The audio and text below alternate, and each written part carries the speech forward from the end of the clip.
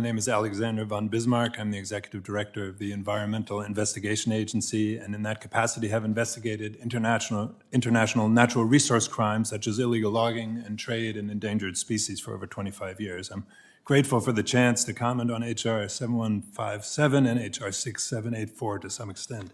In 2006, I was personally undercover with a cocaine trafficker in Honduras who was also the owner of a timber trading company that was slated to provide new doors to the Capitol building, made of illegally logged mahogany. Evidence like this, combined with a study commissioned by the forest sector in the US that showed they were losing $1 billion in profits a year due to being undercut by cheap, stolen wood from overseas, led to the amendments to the Lacey Act in 2008, making it illegal to import illegally logged wood for the first time, which HR 7157 seeks to amend further. Successful enforcement of Lacey was estimated in 2015 to have reduced illegal wood imports by 40%. The impact was driven by some key cases that involved our evidence that I was involved in, and I'd like to give some of the specifics because I don't think that they would have been successful if the proposed changes that are in this bill would have been in place. One case involved oak flooring being imported from the Russian Far East. I was again personally in the field in the town of Suifenhe on the border of Russia and China, being wined and dined by the boss bringing in Russian wood together with the head of police and the local military of Suifenhe in a show of the corruption that was behind this trade.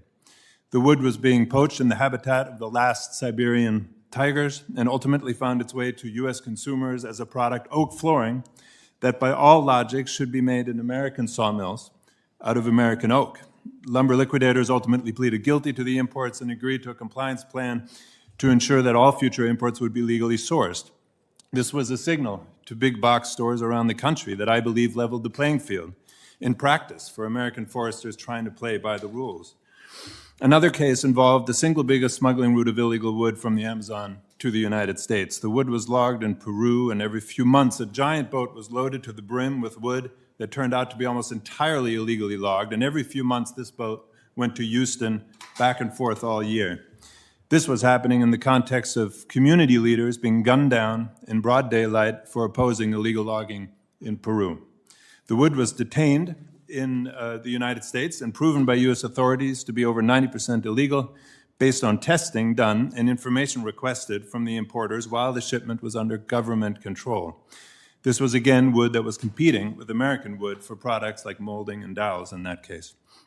The ability of enforcement personnel to inspect shipments, to test what's in them and gather more information while in control of the shipment is crucial in these cases. In the Chinese case, for example, the smugglers misdeclared the species of oak to throw off investigators. By allowing wood after 10 days to go out of government control, if that is the intent of the bill, you'd be giving great comfort to smugglers who could, for example, substitute wood while it's under their control to cover up the crime. I understand this comes from reasonable intentions of limiting costs to companies during import, but with these measures, you would lose the benefits of a more level playing field that all of us, including the timber companies represented here, have worked so hard to achieve. Another grave concern with this bill is that it appears to apply to all products, such as ivory and rhino horn.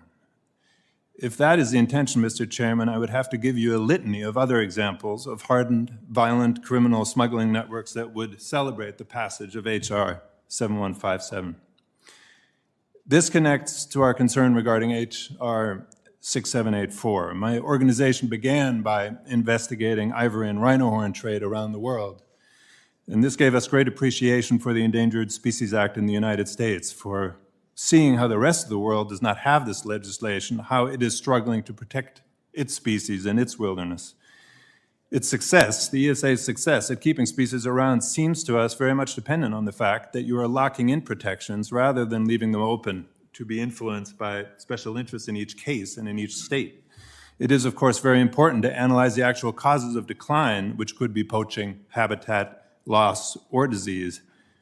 But once it reaches the state of endangered, you need to remove all stresses that you can from that species. If a species is threatened by disease, for example, it may be particularly critical to protect its habitat. I believe the importance of broad guaranteed protection for endangered species was understood in the drafting of the Act 50 years ago. This was on purpose. This was done in oversight. They are the reason it has been successful. Finally, the provision potentially allows states to tailor their enforcement, raising concern also for the import of trade of products such as ivory and rhino horn, which is dependent on consistent and coordinated national enforcement. For these reasons, we would urge you to oppose H.R. 6784. Thank you, Mr. Chairman.